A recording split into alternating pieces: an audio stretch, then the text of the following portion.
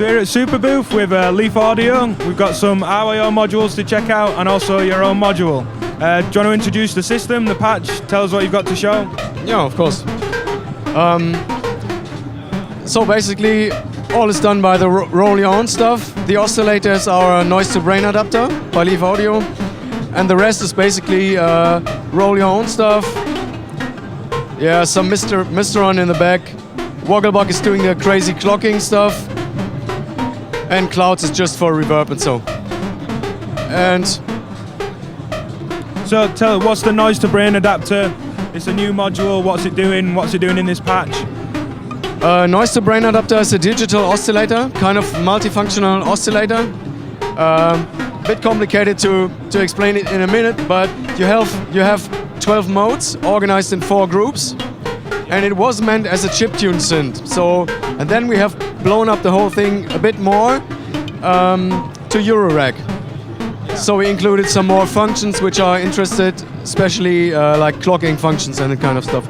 But basically everything is about square waves and pulse width modulation, this kind of stuff. And in the basic mode, you have square wave, pulse width stuff, different internal LFO frequencies and so.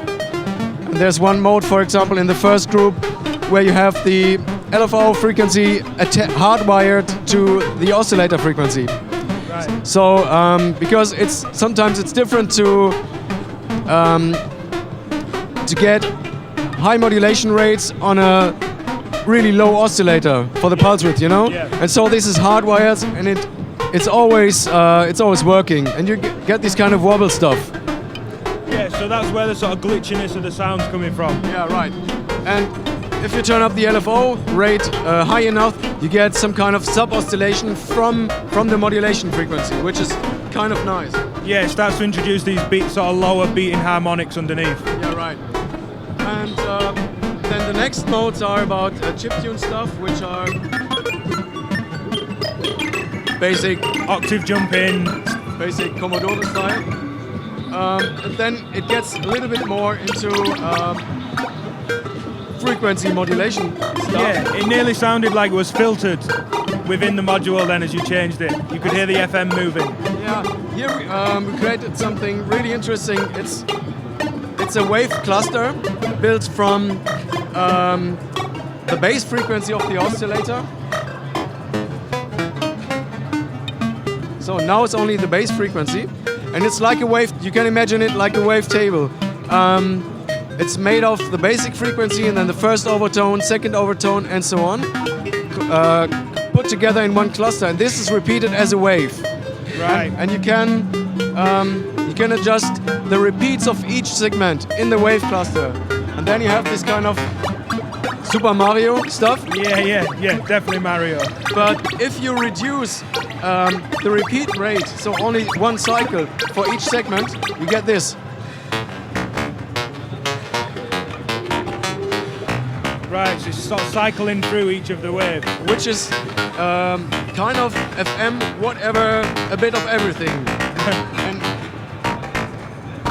and everything depends on the frequency, of course. Yeah. If the frequency of the oscillator is lower, you have more these kind of, you hear the repeats, you know? Yeah. So that's almost like sample playback. Yeah. This is interesting. Well, then you have some noise modes, FM mode, cross modulation stuff, and so on and so on. And then in the end you have some trigger modes. You need this kind of cheat chart, you know. Paper Noise did it for us. Yeah, and he also did the graphics. He also did the graphics, yeah. Thanks, Hannes, you're a great man. Yeah, we all like Hannes. Here you see we have the red modes. There are some switching functions for clocks and triggers. Also clock divider, random switching functions, trigger clusters, and all that kind of shit, you know. Yeah. Too much for now.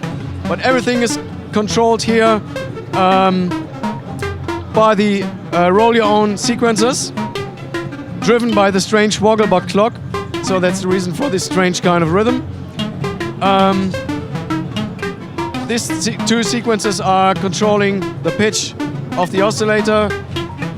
Then we have an envelope controlling the aperture, which is a low-pass gate.